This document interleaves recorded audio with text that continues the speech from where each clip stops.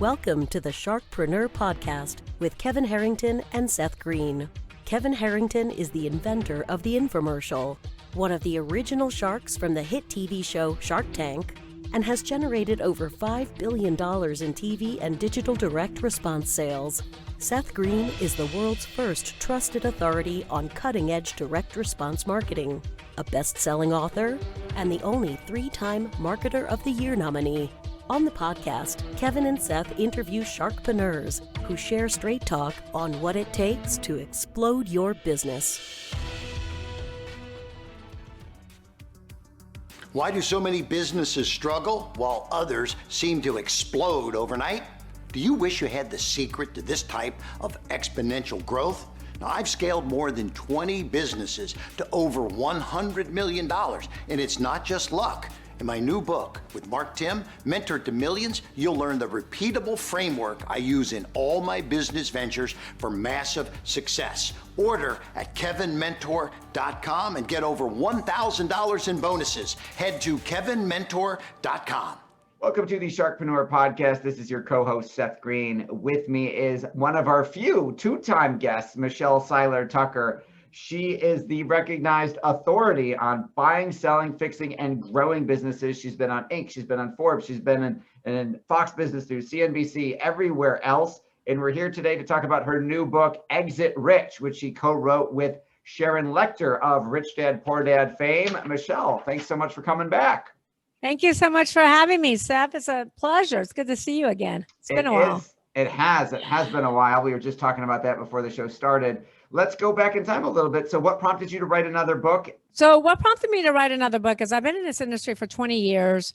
I've sold over 500 businesses personally. My company has sold over 1,000 businesses.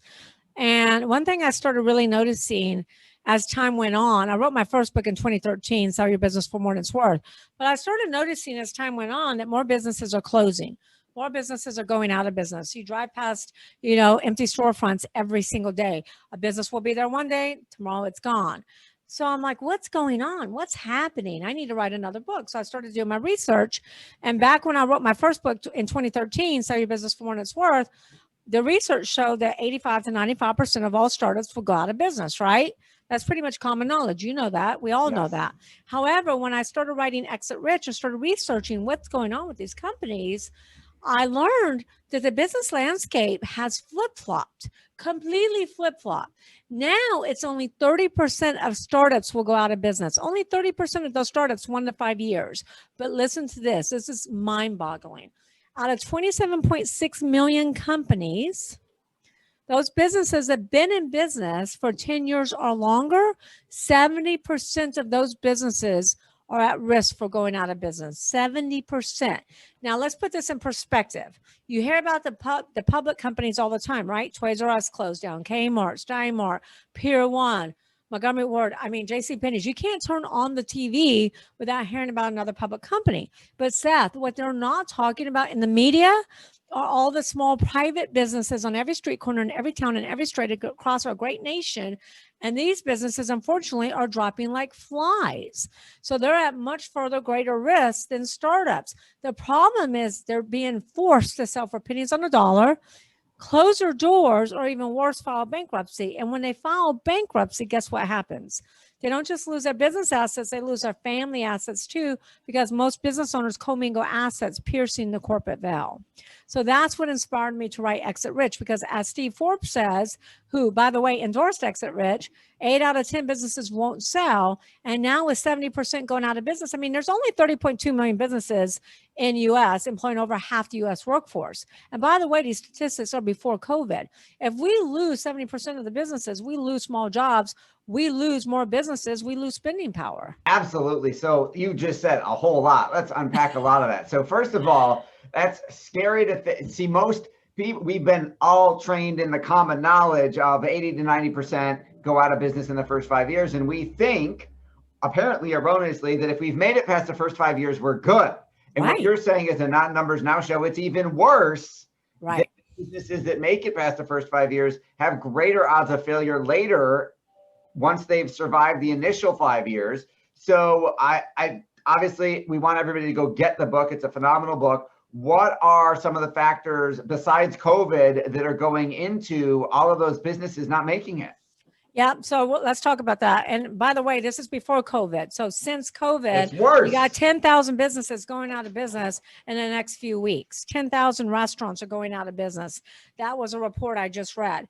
So the reason why these businesses are going out of business is because things have changed, but business owners haven't. Business owners that have been in business 10 years or longer stopped doing one big thing called AIM. AIM. Always innovate and market. They stop innovating.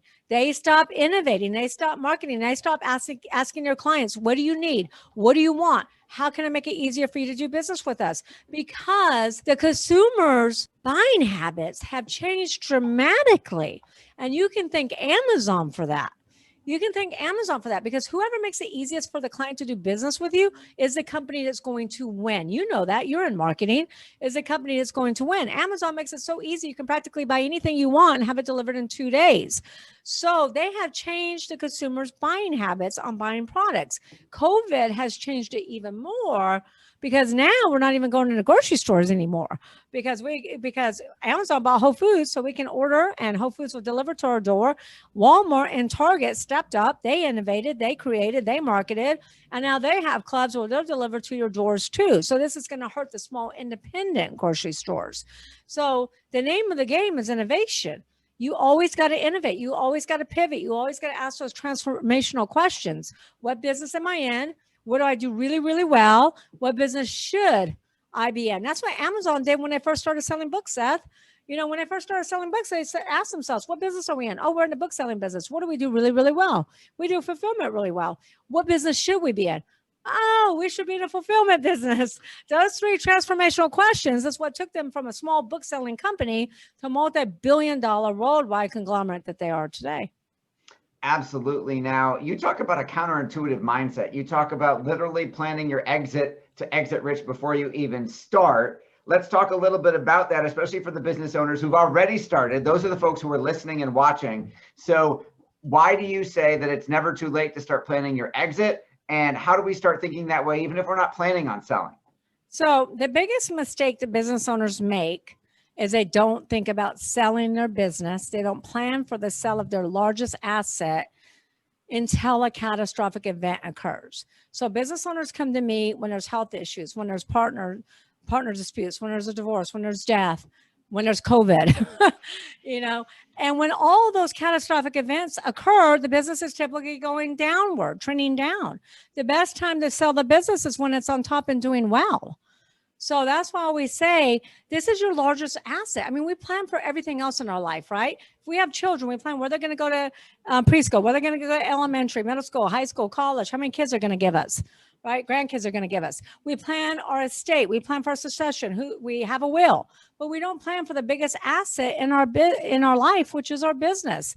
And you really have to plan from day one, because if you can build a sustainable, scalable business that's sellable, then you won't become one of the statistics of 8 out of 10 businesses not selling. Absolutely. I think you're 100% on there. How do you step into a sell? You talk about step into the right mindset. You talk about selling at the peak, or at least planning to sell when it's worth the most. What are the different types of buyers? Just a couple of the different types of buyers of people who might be looking to acquire a business so we can sell successfully. So you just asked a lot of questions there. I did. Sorry about that. So let's unpack that. So let's talk about this. Let's talk about the GPS exit model real quick. I know you read about this in Exit Rich, ST Seiler Tucker GPS exit model. Here's what business owners have to start doing from day one of buying or starting a business, Seth. They have to plan their destination. When you want to drive somewhere, what do? You pull out your phone, you plug in your destination, right? Yes. You know where you're going. Do it anyway. The problem is most business owners have no idea where they're going. So they drive around aimlessly up and down the financial hills, really never getting anywhere. So you need to figure out your destination. You need to figure out your end game, your desired sales price. What do you want to sell your business for? So let's say you decide, I want to sell my business for $15 million. Great. Now we have a plan. We have a destination. We have an end game. Now you need to know where you're starting from. What's your current location? What is your current valuation? What is your business worth right now? You'd be surprised, Seth, how many business owners never get an evaluation on their business. We get a health checkup once a year. We get our car checked up once a year, but we don't get an evaluation checkup on our business. And business evaluations can go up and down depending upon catastrophic events. I mean, like COVID. Industries that were dying before COVID are now thriving and their evaluations are high, and vice versa. So you always need to know what your business is worth. So number one, destination. I want to sell for $15 million. Number two, let's say your business is worth $5 million right now. What do you now need to know? Time frame, right? So let's say you want to do it in 7 years. All right. So now reverse engineer it. So we know we got $15 million. We're worth $5 million, 7 years. Who's our buyers going to be? There's 5 different types of buyers. Let me tell you who your buyer is not going to be. It's not going to be a first-time buyer because they can't afford you. It won't be a turnaround specialist because they buy distressed assets. So it's going to be a private equity group who buys based upon platforms or add-ons, but your EBITDA has to be at least over $1 million. Or it's going to be a strategic competitor or a sophisticated entrepreneur. That's who will buy you. But then you need to know, okay, to buy a $15 million business, where's my gross revenues need to be? Where's my profit margin need to be? Where does my EBITDA, earnings before interest, taxes, depreciation, amortization, where does that need to land? Okay. And then you need to know, what are the characteristics? What are the synergies that buyers are willing to pay top dollar for? And then you build the business based upon that. Does that make sense? It makes total sense. Now, you said a whole lot there. Let's unpack some of that. We're just going to keep going back and forth. So you talked about different types of buyers would value your business differently or have it be more or less desirable. Can you go through those couple different types of buyers that you mentioned and why they might view it differently? Okay, so a first-time buyer is not going to buy a $20 million company, right? Right. And who would be a first-time buyer of a business? Okay, very good question. So I love how you drill me down. So a first-time buyer is a buyer who's never owned a business before. So this is like a baby boomer who was going to retire and now needs something to do. This could be somebody who quits corporate America and wants to buy a business. This could be somebody who's on unemployment, but maybe has some money saved in a retirement fund, and you can actually use your retirement fund, redirect it to purchase a business without paying any taxes or penalties. This could be a baby boomer. This could be a parent buying a business for their child. All right. Those are some great examples. Now, what you talked about, private equity, you talked about turnaround specialist. So private equity groups, so I call them PEGs, or private equity groups. Private equity groups buy 2 ways. They buy based upon platforms and add-ons. So let's say a private equity group wants to get into food manufacturing, and they're currently not into food manufacturing. They won't even consider a business as a platform. A platform means that's going to be their main food manufacturing business that they buy. They won't even consider it unless it's got at least $3 million in EBITDA. If you're under $3 million in EBITDA, they won't consider it. Now, they also buy on add-on. So add-on means they're already in that space. They already have a food manufacturing company, and they're looking for other maybe seasoning companies or frozen food or whatever. Then they'll look at businesses that are under $1 million in EBITDA for an add-on. Okay. Strategics. Now, and they all have different criteria. So when you read the book, remember, they all have different criteria. Like PEGs are not going to buy a business unless you have a management team in place, unless you have the first P, which is people. We'll take you through the 6 Ps in a minute, but they're not going to buy your company unless you function on the 6 Ps. First-time buyers will, because they don't really know anybody better. But private equity groups, absolutely not. You better function on all 6 Ps or they probably won't even buy you. Then the second type of buyer is competitives and strategics. So competitors, you know what competitors are. Yes. Strategics, well, let's say I'm selling an AC heating company, and this is happening a lot lately, and an electrical company wants to buy them. A lot of electrical companies are buying up AC heating, they're buying up plumbing, they're having like a one-stop shop under one roof. So they would be a strategic, right? Because they're not a direct competitor. Strategics and competitors sometimes will pay the highest multiple because they're buying synergies. They're buying that talent, the people that you have on your team. They're buying contracts. They're buying patents. They're buying trademarks. They're buying databases. They're buying something that will take and catapult their business to the next level. Also, strategists look at businesses and say, I already have this distribution in place. I already have this operation system in place. I can double the EBITDA within 1 year by getting rid of some of their overhead. And they say we can take advantage of economy of scales, which will increase EBITDA right away. Okay. So we always want to look at those buyers who are going to buy synergies and what that means to them. And then you have the sophisticated entrepreneur. Now that's me. I own a lot of businesses in different industries. I don't just sell businesses. I buy businesses. I flip them. I partner with business owners and I put them on a build to sell plan. So I'm in technology, medical, graphics. So these are businesses that, entrepreneurs that buy different types of businesses. They're industry agnostic, they're EBITDA specific. And then you got turnaround specialists that buys distressed assets, and they typically buy them by leveraging the assets in the company, and then they sell it for a profit. Got it. Okay. So you've given us a lot, but you teased me. Talk about the 6 Ps. I teased you. All right. So the other biggest mistake the business owners make, other than not planning their exit, is they actually don't build a business that anybody wants to buy. So if you own a dental practice and you're the only dentist and you have a hygienist, what happens when I take you out of the practice? There is no business. Same thing with chiropractors, same thing with lawyers, the list goes on and on. Interior decorator, hairstylist. All right. So number one, you don't build a business, you build people, and people build the business. People is number one. You need to have the right people in the right seats and stuff. You have to ask the who question. Who opens the door? Who handles client service? Who handles legal issues? Who handles distribution, manufacturing, environmental issues, logistics? Who? The clue is you should never be next to the who. So your name should never be next to the who, because you want to build a business that runs without you. Okay, so people's huge. And then the next one is product industry. Ask yourself, is your industry product on the way up or on the way out? Do you have an Amazon or do you have a Blockbuster? And if you have a Blockbuster, then you need to ask those transformational questions. What business are you in? What business should you be in?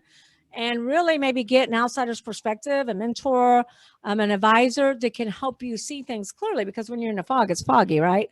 So you need to pivot. And there's lots of ways to pivot. You can pivot by acquiring another business right now with using the assets of that company and not spend anything out of pocket and have another product line like that.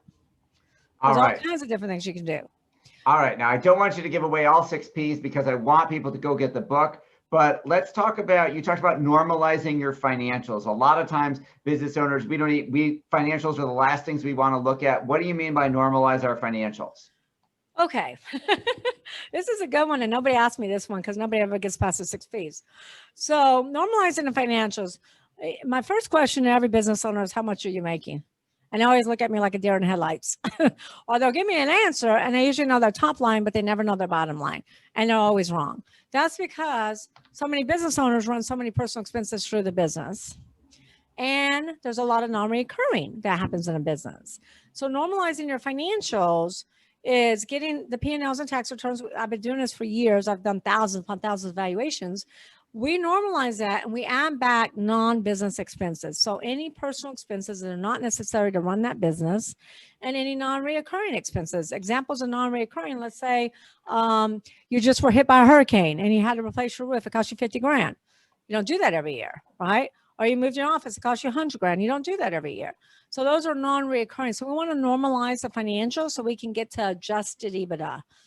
EBITDA is where we add back interest, depreciation, amortization. Okay. Adjusted is where we add back those personal expenses and those non-reoccurring. All right. And then you talk about how we can actually get the right offer, negotiate, and bring that deal to fruition. You also had a lot of experience with business owners who didn't know what to do after the sale. They got the check. There should almost be the next book is, you got the check, now what? Talk a little bit about some of the mistakes you've seen business owners making who are actually got to the finish line and got the check. Yeah, so usually the mistake happens before we get the check, meaning that most sellers will not cross that finish line unless we figured out what they're going to do next. They won't follow through on their exit strategy until we figured out their beginning strategy. They won't. They'll sabotage. They won't sign LOIs even if it's at full term. They won't take it. I've had this happen again and again and again. We sold a manufacturing plant. I bought them 3 LOIs. They turned down every LOI. They had an excuse for everything. And I said to husband and wife, I said, listen, Y'all have to get clear. Now, I call this a seller sanity check. We actually talk about this in the book. When to sell your business. I said, you guys have to get crystal clear with what you're going to do next, because I'm going to get you to the closing table, but you're never going to close. So a week later, they called me and they said, Michelle, we always were passionate about bed and breakfasts, but we never, we forgot about what we're passionate about because we're so busy working all the time. And they said, we're going to take the proceeds of the sale and we're either going to start one or buy one. So they ended up starting one in Vermont. And so I said, that's perfect. So guess what? The next LOI I bought them, they signed it. They went through with the closing. So usually we try to avoid all of that upfront stuff, because if we don't, we're never going to make it to the closing table. And we also try to mitigate their taxes, because it's not what I get you, it's what you walk away with. So I have a team of experts. We have trusts that can help, with capital gains tax.